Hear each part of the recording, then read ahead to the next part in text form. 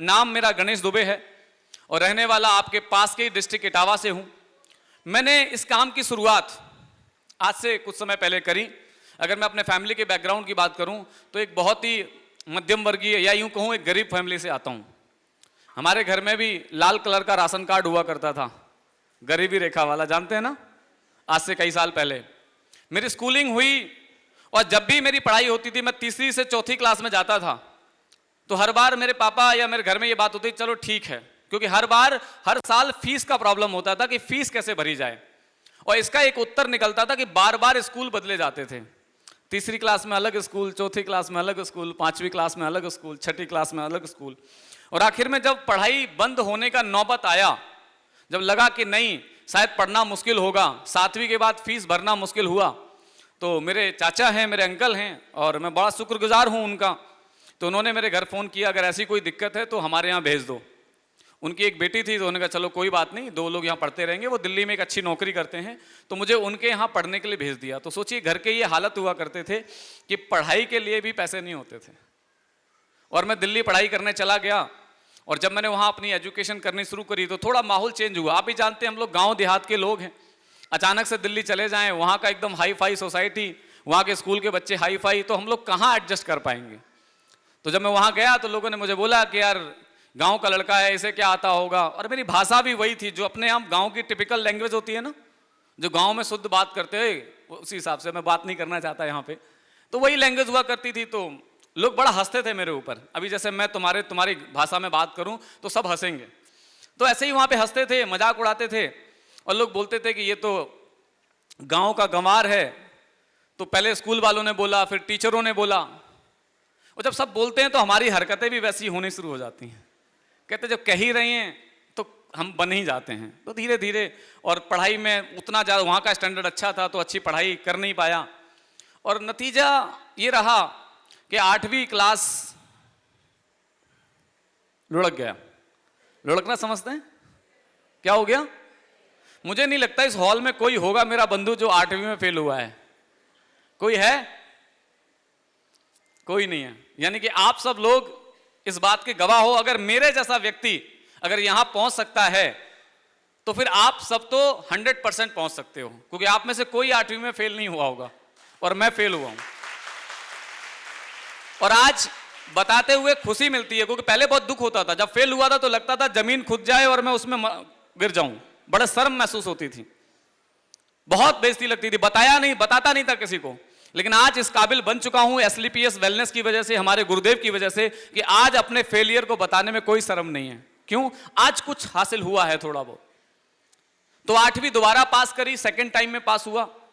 लेकिन बात वही थी, जब 9th में आया तो फिर वही इतिहास वापस दोहराया गया। 9वीं में फिर दोबारा फेल हो गया, 9वीं दोबारा पास करनी पड़ी। यानी कि 8वीं और 9वीं पास करने में 4 साल लगा दिए, 4 साल।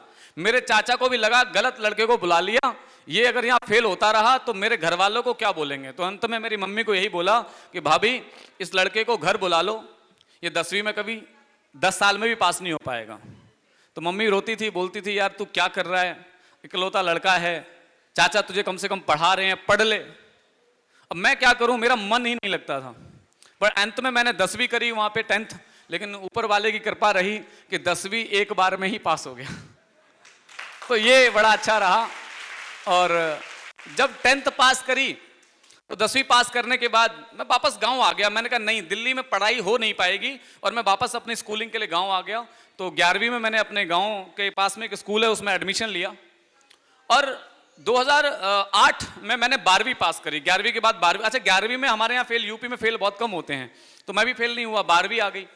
लेकिन यहाँ उल्टा हो गया। जब मैंने यहाँ एडमिशन लिया ना अपने गाँव में, तो गांव के लोग बोलते थे कि लड़का दिल्ली से आया है, पढ़ने में होशियार होगा।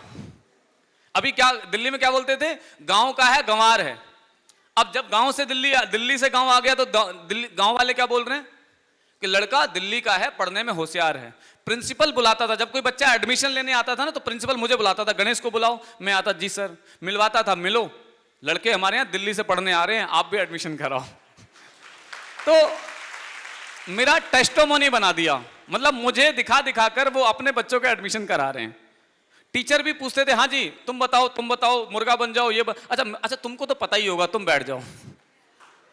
ये हालत थी मेरी। मतलब लोग मुझे होशियार समझ रहे थे।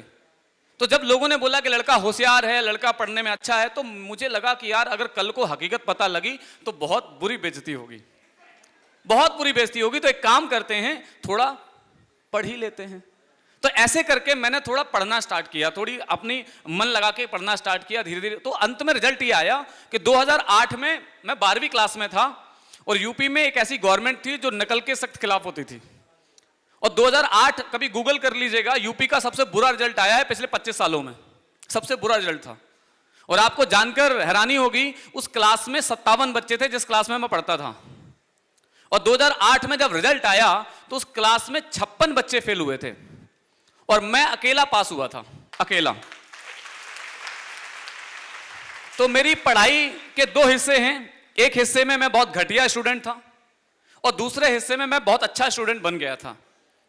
क्यों? क्योंकि लोगों ने मुझे अच्छा बोला, प्रोत्साहन दिया तो मैं अच्छा बन गया। जब लोगों ने मुझे गिराया तो मैं बुरा बन गया।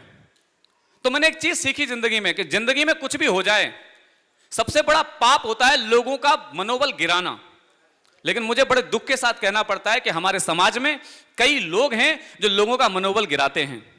यहां पर बहुत सारे गार्जियन बैठे हुए हैं, ऐसी गलती कभी मत करिएगा। अपने बच्चों का या अपने पड़ोसियों का या किसी का भी कोई कुछ कर रहा है ना, तो उसका मनोबल मत गिराइए। अगर बढ़ा नहीं सकते, क्योंकि वो फेल कंपनी की वजह से नहीं होता है, हमारे मनोबल गिराने की वजह से होता है। क्योंकि मैं जीता जागता उदाहरण हूं इस बात का कि जब लोगों ने मनोबल गिराया तो मैं फेल होता गया, और जब लोगों ने मनोबल बढ़ाया तो रिजल्ट ये आया कि 12वीं में इकलौता पास हुआ था। उसके बाद मैंने बीकॉम किया, एमबीए किया, और एमबीए करने के बाद मैं चला गया नौकरी करने, कॉर्पोरेट सेक्टर में काम किया। मैंने पहली नौकरी डिश टीवी में करी, फिर मैंने नापतोल ज्वाइन किया। नापतोल में काम करने के बाद मुझे मौका मिला एचडीएफसी बैंक के साथ काम करने का। मैंने 6 साल एचडीएफसी बैंक में नौकरी करी। यह है मेरी जर्नी। 25,000 26,000 का इनकम कर रहा था। लेकिन थोड़ा दुख इस बात का हुआ कि मेरे जो भाई थे, मेरे जो ताऊ जी के लड़के थे, मेरे जो चाचा के लड़के थे, वो दिल्ली में पढ़े थे। तो वो अच्छी कॉर्पोरेट में नौकरी कर रहे थे और हर एक लड़के का इनकम करीब करीब 1 लाख के आसपास था। तो मुझे बड़ा, जब वो घर आते थे ना तो अपनी कार से आते थे, और लेकिन मेरे पास नौकरी तो कर रहा था पर कार तो छोड़ो, बाइक भी नहीं थी। और मुझे नौकरी दिल्ली करनी पड़ी। पढ़ाई यहां हुई, नौकरी दिल्ली कर रहा हूं। मम्मी पापा गांव में हैं, शादी हो गई थी, बीवी घर पे है, और मैं दिल्ली में नौकरी कर रहा हूं। कोई चारा नहीं है, क्योंकि हमारे पास यहां पर काम करने का कोई रास्ता नहीं था। और उस वक्त मुझे डायरेक्ट सेलिंग इंडस्ट्री मिली। और जब मैंने इस इंडस्ट्री को समझा, मुझे जैसे आपको किसी ने बुलाया होगा, ऐसे मुझे किसी ने बुलाया, कॉपी पेन पे समझाया, और मैंने इस इंडस्ट्री को इसलिए ज्वाइन कर लिया। उस व्यक्ति ने मुझे ये कहा था कि देखो गणेश, नौकरी का कोई भरोसा नहीं है, पता नहीं कब लगे और कब छूटे। तुम एचडीएफसी कर रहे हो, बहुत अच्छी बात है, लेकिन अगर कल को नौकरी नहीं रही तब क्या करोगे? हमें इस इंडस्ट्री के बारे में पता नहीं था, कौन सी कंपनी कैसी है, कौन सी अच्छी है, हमें आई डोंट नो, हमें आइडिया नहीं था। ना हमारे घर वालों ने बताया कि इसको करना चाहिए। जैसे बोलते हैं ना, बेटा बड़े हो जाओ तो सरकारी नौकरी करो, तो घर वाले तो बताते नहीं है। तो हमें पता नहीं था और हमने इंडस्ट्री में शुरुआत करी। जब शुरुआत करी तो पहले साल मुझे याद है, जब मैंने इस ऑर्गेनाइजेशन में, मैंने उस इंडस्ट्री में काम किया, तो पहले साल में मेरा कोई बहुत बड़ा इनकम नहीं था। 70,000 रुपए का इनकम था, ओनली, सिर्फ 70,000 का। लेकिन अच्छी बात थी, नौकरी चल रही थी, नौकरी के साथ साथ शुरू किया था। पहले साल मैंने 70,000 कमाया। सेकेंड ईयर जब मैंने इस इंडस्ट्री को दिया, सेकेंड ईयर में जब मैंने इस इंडस्ट्री में काम किया, ये बात 2018 की है, मैंने 2018 में इंडस्ट्री में आया था। 18 में 17,000 कमाया, 19 में 1.5 लाख कमाया। मैं थोड़ा पूछता भी था कुछ लोगों से कि सर इतना अच्छा ग्रोथ क्यों नहीं हो रहा है? आप तो बोल रहे थे कि साल 2 साल में ही आपका 50 लाख 60 लाख हो जाएगा। भाई 50-60 लाख तो छोड़ो, 70,000। इस मेरे भाई तो 1 महीने में 1-1 लाख कमाते। मैं चाहता हूं मैं अपने भाइयों से ज्यादा कमाऊं, क्योंकि बेइज्जती होती है जब घर में कुछ लोग ज्यादा कमाएं और तुम कम कमाओ, तो अच्छा नहीं लगता। बराबर तो होना ही चाहिए। तुम नहीं हो रहा है तो उनका नहीं हो क्यों नहीं रहा है, आप नौकरी भी कर रहे हो, ये कर रहे हो। लेकिन पता नहीं लॉकडाउन में मेरी नौकरी छूट गई। आप जानते हो ना, लॉकडाउन में अच्छों की नौकरी छूटी, मेरी नौकरी भी चली गई। और लॉकडाउन में मैंने इस काम को शुरू किया, मेहनत करी, 2-3 साल से इस इंडस्ट्री में मेहनत कर रहा था, पर वो ग्रोथ नहीं हो पा रही थी जो करनी चाहिए। और 3 साल काम करके मुझे लगता है मैंने खूब कमाया होगा। 3 साल में तो 5-7 लाख रुपया कमाया होगा, दैट्स इट। नौकरी छूट चुकी थी। एक दिन ऐसा आया कि बिल्कुल दोबारा वही स्थिति होने वाली थी जहां पर कहते हैं ना बर्तन भी बिक जाएं, क्योंकि नौकरी थी नहीं, जिस इंडस्ट्री में काम कर रहा था वो भी काम चल नहीं रहा था क्योंकि मजबूत प्लेटफॉर्म नहीं था। तो मैं सर्च करने लग गया, मैं ढूंढने लग गया, क्योंकि मुझे एक व्यक्ति ने बोला कि कामयाब इंसान ही आपको कामयाब बना सकता है, आप ये मत देखो कहां काम कर रहे हो, ये देखो किसके साथ काम कर रहे हो। तो मैं ढूंढने लग गया कि इस इंडस्ट्री में कोई तो व्यक्ति होगा जो सबसे ज्यादा कामयाब होगा, कोई तो व्यक्ति होगा। तो मैं इंटरनेट पे सर्च करने लग गया, यूट्यूब पर ढूंढने लग गया। मैं ऐसे व्यक्ति को ढूंढ रहा था जो व्यक्ति हमारा सपोर्ट भी कर दे, जो व्यक्ति बहुत अच्छी ट्रेनिंग भी करता हो, बहुत अच्छे से बात भी करते हो, ऐसे मैं ढूंढ रहा था।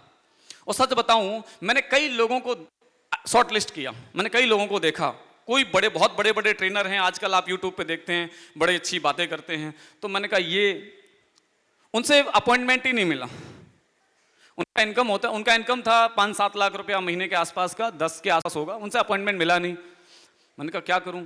करते करते मुझे किसी ने एसलीपीएस वेलनेस का कैटलॉग दिया, जो कैटलॉग होता है ना जो आपके पास होगा जिसमें लीडर्स के नाम हैं।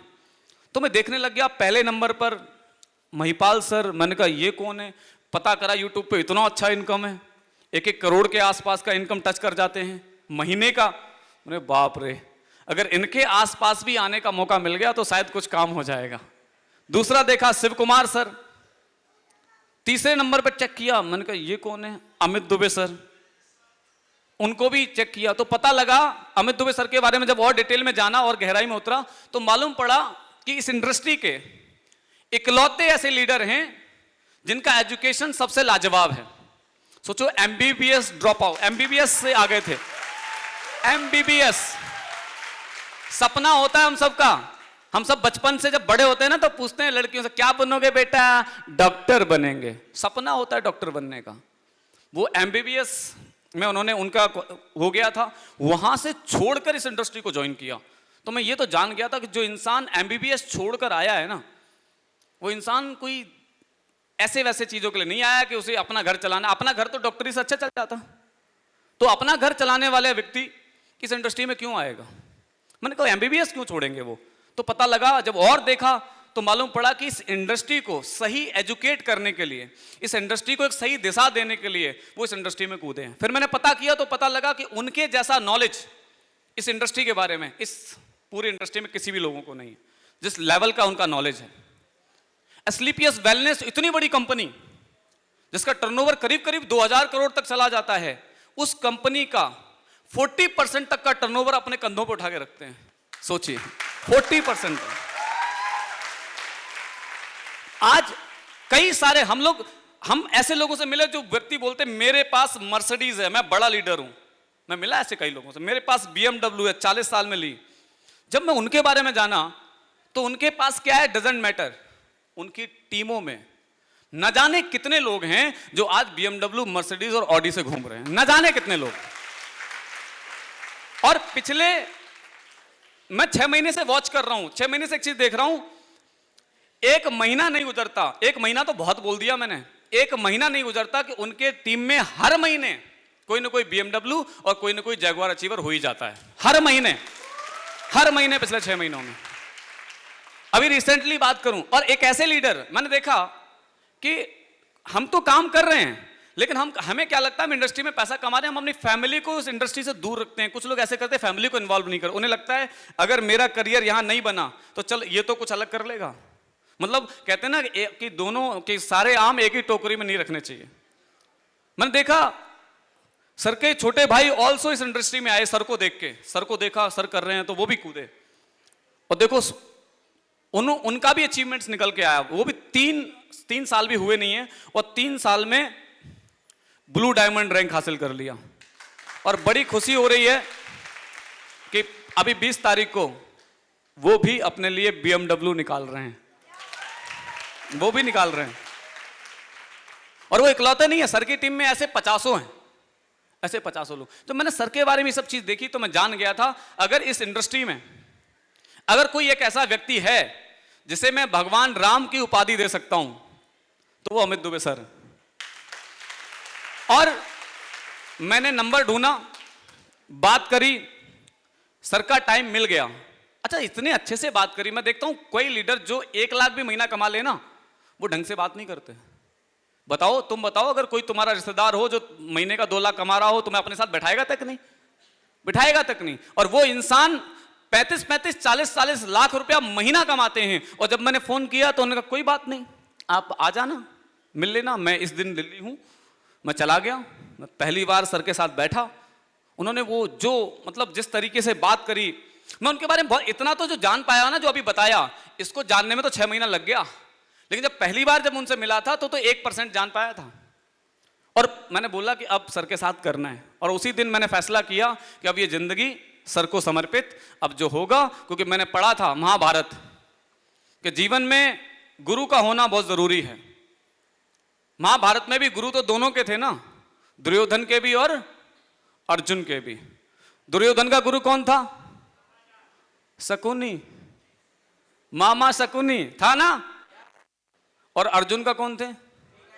भगवान श्री कृष्ण। शकुनी ने सब कुछ किया दुर्योधन के लिए, सब कुछ किया कि भांजे ये, भांजे वो, भांजे ये कर दे, सब कुछ किया। खुद भी मरा और अपने भांजे को भी।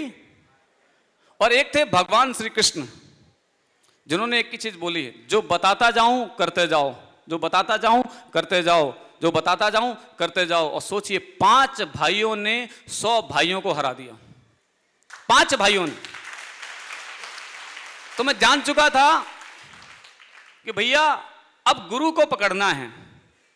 और बस उस दिन से हमारे माँ बाप भी बोलते थे बचपन में कि हमने इनको गुरु बना लिया। होता है ना आप लोग के यहाँ कई बार कोई साधु महात्मा संत होते हैं जिन्हें हम गुरु बना लेते हैं कि हमने अब ये गुरु बना लिए, तो वो गुरु कहते हैं कि ये मत करो या वो मत करो। तो माँ बाप ने भी गुरु बनाए थे और मुझे ही बोलते थे कि वो महाराज जी अच्छे हैं, उनको गुरु बना लो। पर मुझे ना थोड़ा इंटरेस्ट नहीं था। मैंने कहा यार गुरु ऐसे बनाओ ना जो ओवरऑल जीवन में विकास करें। तो मैं भी सोचता था कि गुरु बनाना चाहिए, पर कभी ऐसा लगा नहीं कि गुरु का इतना महत्व हो सकता है लाइफ में। और मैंने वहां से सर को अपना गुरु बनाया। सर ने भी आशीर्वाद दिया, ये बहुत बड़ी बात है। नहीं तो इतने बड़े लेवल पे आशीर्वाद छूट जाता है, कहां मिल पाता है। तो सर ने भी आशीर्वाद दिया और शुरू हुआ वो सिलसिला।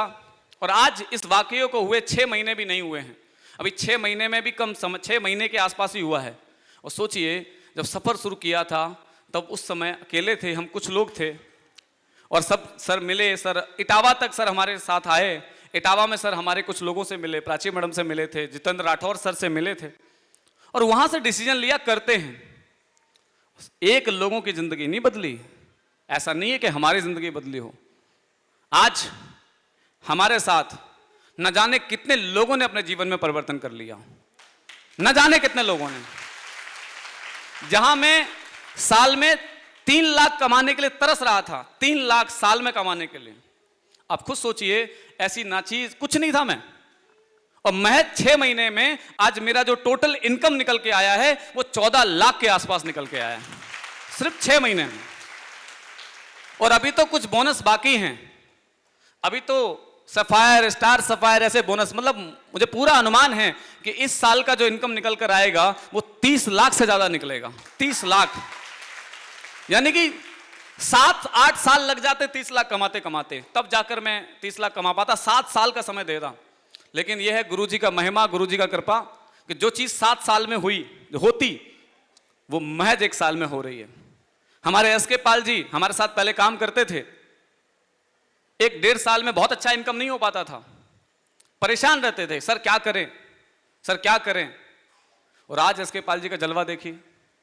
प्राची मैडम को देखिए, प्राची मैडम भी थोड़ा परेशान रहते थे, आज प्राची मैडम को देखिए 4 लाख के आसपास का इनकम कर चुके हैं 6 महीने में। 4 लाख, सोचिए लड़की देखो क्या करती हैं इतनी सी लड़कियां, कुछ नहीं करती, टिकटॉक टिकटॉक चल रहा है। वो उम्मीद कर रही है पापा से उम्मीद कर रही हैं कि जब हमारी शादी हो तो पापा 2-4 लाख खर्च कर दें। और एक लड़की ये है, ये भी माँ बाप को बोल चुके टेंशन मत लो शादी वादी का, अभी हमारा होगा ना ब्लू डायमंड, 22 लाख मिलेगा, 22 लाख तुम्हें दे देंगे, जैसी चाहो वैसी कर देना। और सोचो 22 लाख रुपया एक लड़की माँ बाप को दे दे तो एक माँ बाप कैसी शादी करेंगे? अच्छा लड़का ढूंढ के कर पाएंगे कि नहीं कर पाएंगे? क्योंकि 22 लाख तो लड़की ने दे दिया, 8-10 लाख तो माँ बाप के पास भी होता है। ऐसी लड़कियां चाहिए हमें हमारे समाज में, जो अपनी जिंदगी खुद बदलें, किसी के भरोसे ना बैठें। हमारे गुरुदेव एक बड़ी अच्छी चीज बोलते हैं, भरोसा सब पर रखो, मां बाप पर भी रखो, दोस्तों पर भी रखो, पर इस जीवन में किसी के भरोसे मत बैठो, किसी के भरोसे मत बैठो। तो अगर किसी के भरोसे बैठ गए ना तो फिर बंटा धार है। और ये हमारे यहां के लोग इस बात को मान रहे हैं और यही वजह है कि ये लड़की यहां खड़ी है। आज पूरा प्रोग्राम आप लोग देख रहे हैं किस तरीके से हैंडल, लोग बोल नहीं पाते स्टेज पे। जितेंद्र राठौर सर देखिए, जीवन में बहुत ही एक एवरेज घर से बिलोंग करते हैं। मैं घर पे गया हूं उनके, मैंने देखा है उनका परिवार। अभी जितेंद्र सर ने गाड़ी खरीदी 17 लाख का किया सेल्टोस। इनके घर, इनके गांव में उतनी चौड़ी गली भी नहीं है। मैंने बोला था ले तो रहे हो, घर कैसे जाएगी? अरे सर सब चली जाएगी। और घर जाने के चक्कर में इधर उधर पिचका तो दिए, पर घर पहुंचा के माने, घर पहुंचा के माने। ऐसे लोग चाहिए। तो अगर जितेंद्र राठौर सर कर सकते हैं, प्राची मैडम कर सकती हैं, मेरे जैसा फेलियर इंसान कर सकता है जो 8वीं 9वीं में फेल हुआ है, तो क्या आप नहीं कर सकते? यस और नो? यस और नो? ये जो बिलीव है ना आपका, मैं आपको बताऊं जाते जाते, ये जो भरोसा है ना कि हम कर सकते हैं, यही भरोसा जीवन में आपको आगे बढ़ाएगा। अगर आपके मन में ये आ गया ना, अगर आपके मन में ये आ गया कि मैं कर सकता हूं, मुझे नहीं लगता कि मैं कर पाऊंगा, तो फिर ये तय है कि आप नहीं कर पाओगे। अगर आपके अंदर डाउट आ गया तो माय डियर फ्रेंड्स, सारे एसोसिएट्स, सारे फाइटर्स, मैं अंत में अपनी बात को यहां विराम दूंगा एक कंक्लूजन के साथ। जब मुझे लोगों ने गधा बोला तो मेरा परफॉर्मेंस गधे जैसा हुआ, लेकिन जब लोगों ने मुझे अच्छा बोला तो मेरी जिंदगी में एक मोड़ आ गया। और मैं अपनी जिंदगी में आज अपने भाइयों से, मेरे भाई ताऊ जी के लड़के, चाचा के लड़के अच्छे अच्छे मल्टी नेशनल कंपनियों में काम करते हैं, महीने का 1-1 लाख कमाते हैं, लेकिन आज मैं अपने भाइयों से 2 गुना कमाता हूं, 2 गुना। वो दिल्ली में रह के कमाते हैं, मैं अपने माँ बाप के साथ रह के कमाता हूं। मैं अब दिल्ली नहीं रहता हूं, मैं माँ बाप के साथ रहता हूं, मम्मी पापा वाइफ बेटी चारों के साथ रहकर महीने का 2-2 लाख कमाता हूं। सोचिए यह जिंदगी अच्छी है बुरी है? बस एक चीज के ऊपर मुझे पता था, मुझे एक चीज समझ में आ गई थी कि जमाने की परवाह मत करिए, ये जमाना कहीं का नहीं छोड़ेगा। ये तो हर काम में टोका टोकी करेगा, तुमसे नहीं होगा, तुमसे नहीं होगा, और हो जाए तो कहेगा हाँ हमें तो लगता था तुम ही कर पाओगे। तो ये कभी मत करना। इधर से सुनो, निकाल दो। जो मतलब की चीज है वो ले लो, और जो मतलब की नहीं है उसे, यानी कि कंक्लूजन यही है कि अगर कोई तुमको नालायक बोला है, हम तब नालायक नहीं बनते। हमको कोई बोलता है कि ये काम नहीं कर सकता, हम असल में तब वो चीज नहीं है कि हम काम कर पाएंगे। जिस दिन हम ये मान लेते हैं कि ये नालायक कह रहा है तो क्या पता सही कह रहा है, कहीं मैं नालायक तो नहीं हूं, उस दिन हम नालायक बनना शुरू हो जाते हैं। तो इसलिए तुम बेहतर जानते हो कि तुम क्या हो। और ध्यान रखना, दुनिया में हर इंसान अलग अलग होता है। हमारे गुरुजी एक बड़ी अच्छी बात बोलते हैं, दुनिया में किसी भी इंसान के फिंगरप्रिंट मिलते नहीं हैं, हर आदमी के अंगूठे अलग अलग होते हैं। यस और नो? होते हैं ना? आंखों की स्कैनिंग अलग अलग होती है। तो कोई कैसे तुम्हारी तुलना किसी से कर सकता है? दुनिया में तुम सबसे अनोखे हो, सबसे यूनिक हो। तुम जो चाह लोगे तुम वो हासिल कर लोगे। चाह तो लो एक बार, और हासिल करने के लिए प्लेटफॉर्म है, ये प्लेटफॉर्म है। लोगों को रास्ता मिलता नहीं है कि लोग क्या करें, और तुम्हें रास्ता मिल चुका है। जिस रास्ते पर चलकर अगर मेरा भला हो सकता है, प्राची मैडम का भला हो सकता है, जितेंद्र राठौर सर का भला हो सकता है, यहां पर बैठे कई प्लेटिनम और एमरल्ड का भला हो सकता है, गोल्ड का भला हो सकता है, तो क्या लगता है तुम्हारा नहीं हो सकता? अगर तुमको लगता है नहीं हो सकता तो तुम्हारा नहीं हो सकता, फिर तो भगवान भी उतारा है, तुम्हारा कुछ नहीं करा सकता। तो आज के बाद कभी भी अपने ऊपर शक मत करना। करेंगे क्या? क्यों? क्योंकि तुम्हारे साथ कंपनी खड़ी है, तुम्हारे साथ हमारे गुरुदेव खड़े हैं, और अगर गुरुदेव का साथ है तो दुनिया में कोई माई का लाल पैदा नहीं हुआ जो हरा दे। सो बहुत बहुत आभार। मुझे पता है समय का थोड़ा सा लिमिट है, और मैं चाहूंगा कि आप सभी लोग इसी तरीके से आगे बढ़ते रहें, और इस प्रोग्राम को कंटिन्यू करने के लिए जिस तरीके से मैडम हैंडल कर रही हैं, मैं चाहूंगा कि मैडम इस प्रोग्राम को कंटिन्यू करें। आप सभी को भविष्य की बहुत बहुत शुभकामनाएं, बहुत बहुत बेस्ट ऑफ लक। तो इसी के साथ मैं अपनी बात को खत्म करूंगा। So thank you so much, thank you, धन्यवाद।